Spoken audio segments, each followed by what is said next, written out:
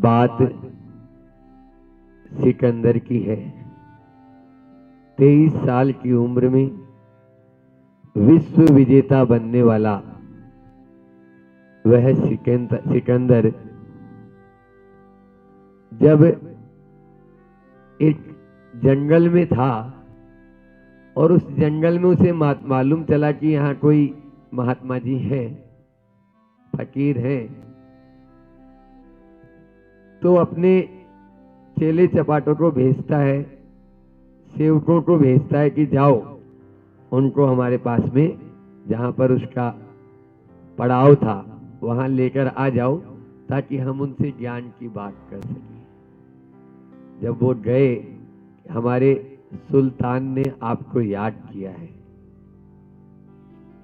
तुरंत वो संत थे, वो बोलते हैं कह दो अपने सुल्तान से कि सुल्तानों के सुल्तान से कैसे बात की जाती, इतना भी तमीज नहीं आता। सुल्तानों के सुल्तान से कैसे बात की जाती है इतना भी उसको नहीं आता, जाके बोल दो। उन्होंने जाके जैसे ही बोला वह आसन से उठा और उन फकीर के चरणों में आके नतमस्तक हो गया। मैं तो सुल्तान हूं, आपने सुल्तानों के सुल्तान बोला, क्या बात है ऐसी?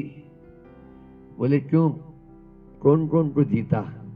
अरे मैंने अफगानिस्तान को जीत लिया, मैंने जो है तुर्किस्तान को जीत लिया, अरबिस्तान को जीत लिया, यूनान के कई देशों के ऊपर मैंने, और अभी हिंदुस्तान को जीतने की तैयारी में बढ़ रहा हूं आगे।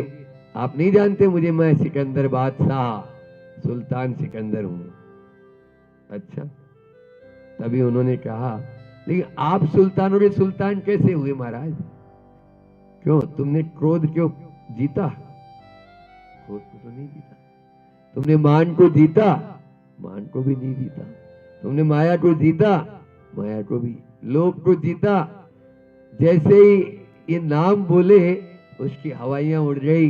वास्तव में आप ही सुल्तानों के सुल्तान हैं, हम तो कहलाने के सुल्तान मात्र रहे।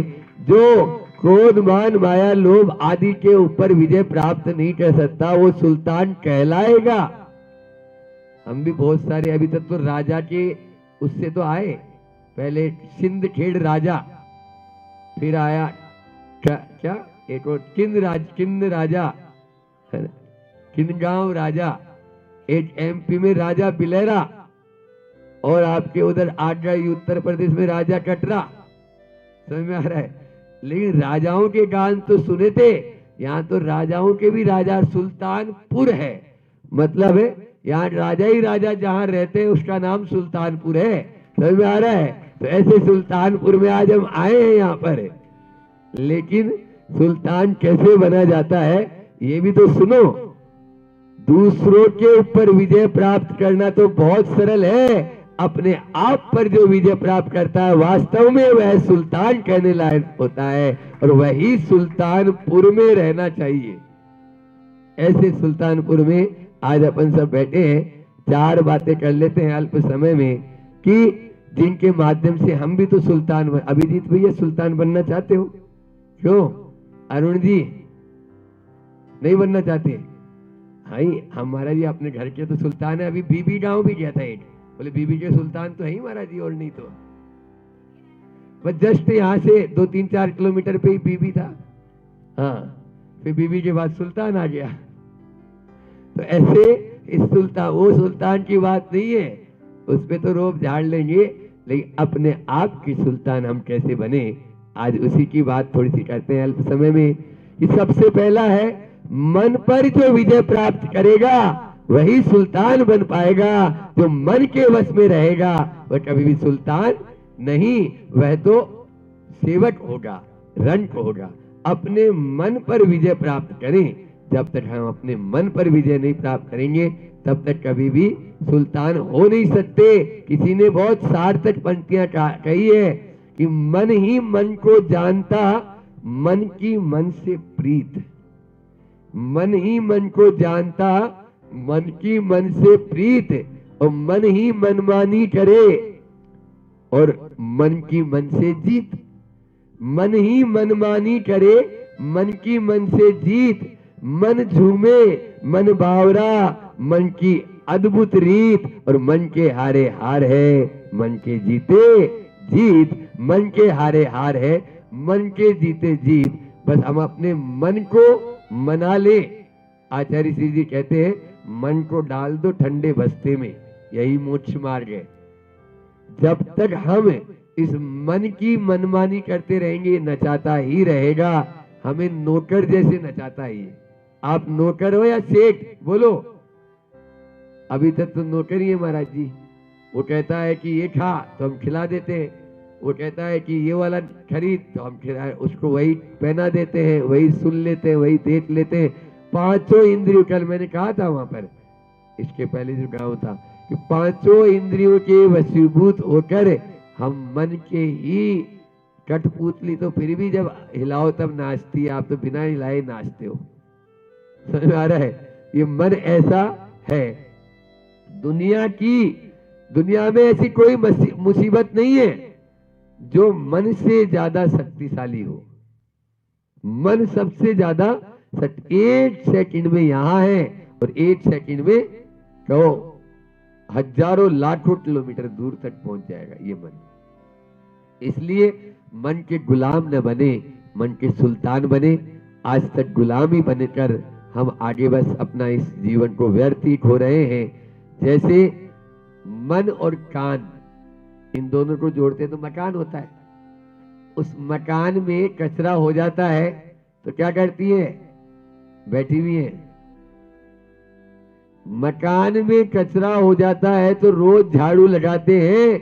इस मन के आंगन में जो कचरा हो जाता है उस पे झाड़ू कौन लगाएगा? बोलो ना, कभी झाड़ू लगाई? वो झाड़ू लगाओ ना। वर्षों से कितना कचरा इस पे भरा हुआ है। विज्ञान भी कहती है एक आदमी दिन भर में 60,000 विचार उसके आते हैं। उसमें से काम के कितने होते हैं? बोलो, 60 भी नहीं, 1000 तो हटा दो, वो भी काम के नहीं है।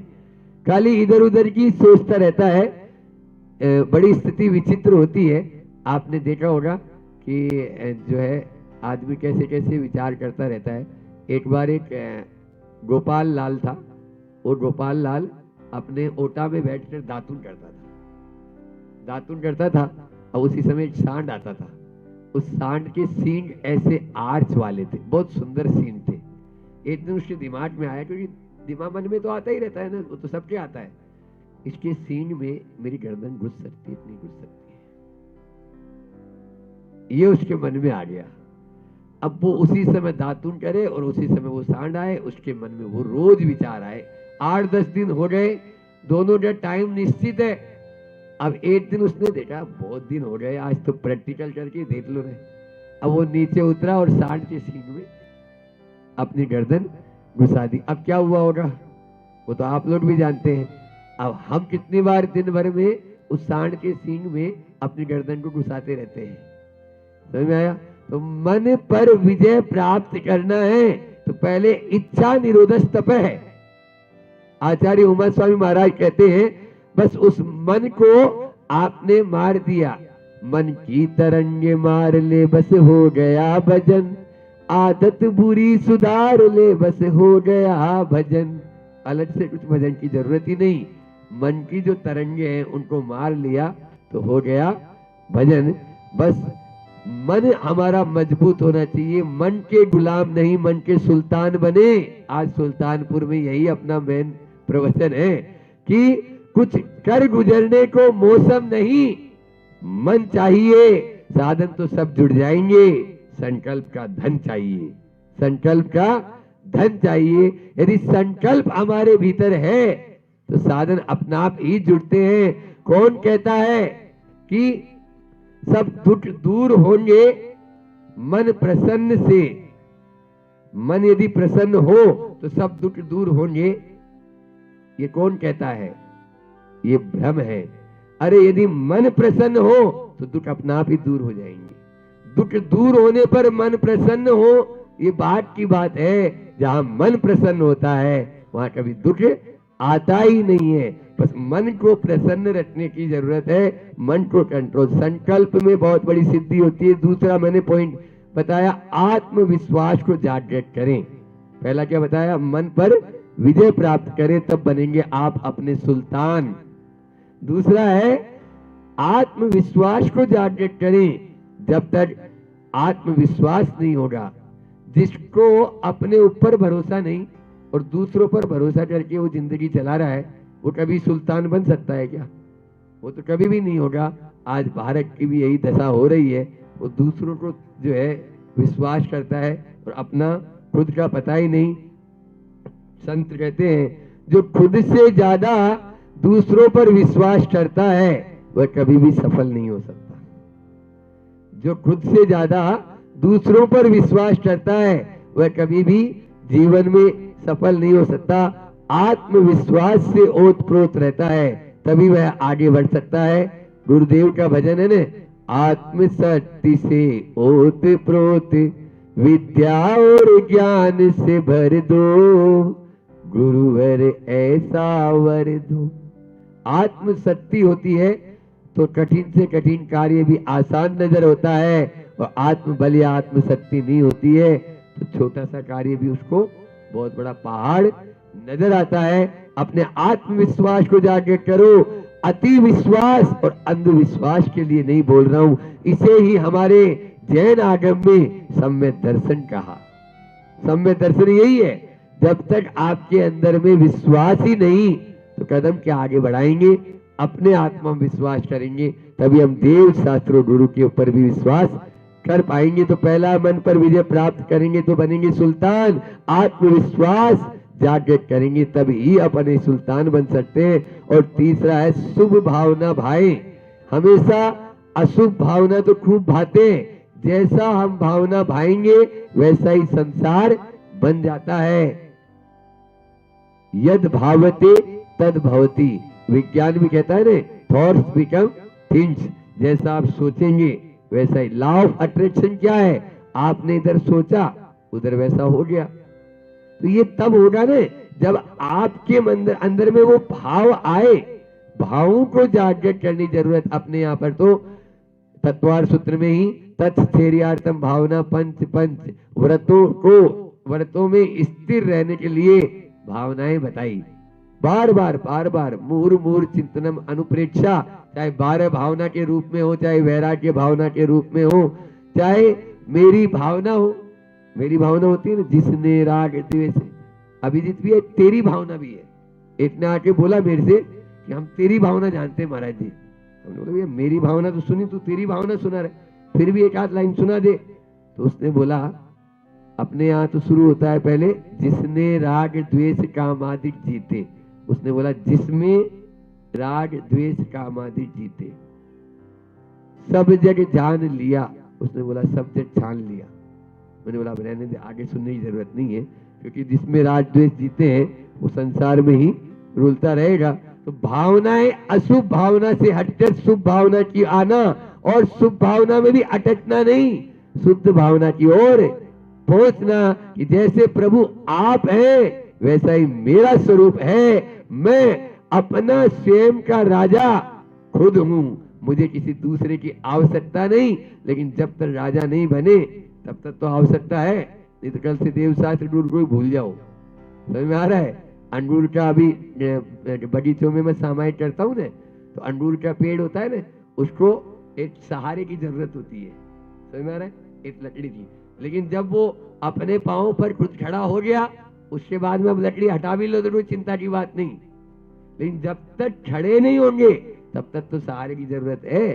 फूल के बिना फल नहीं होता है, ये भी याद रख लेना। इसलिए शुभ भावना हमेशा भाते रहो, शुद्ध भावना का ध्यान करते हुए। और अंतिम चौथी बात, अल्प समय में आप लोगों के लिए चारों सुल्तान बनने के पॉइंट दिए। मन पर विजय कैसे प्राप्त करें तभी बनेंगे सुल्तान। फिर आत्मविश्वास जागृत करें तब आप सुल्तान अपने राजा बन पाएंगे। शुभ भावना भाएं और कर्म सिद्धांत पर विश्वास रखें। आज कर्म कांड में दुनिया उलझती जा रही है। कर्म कांड नहीं, कर्म सिद्धांत। कर्म सिद्धांत क्या कहता है? जैसा करोगे वैसा भरोगे।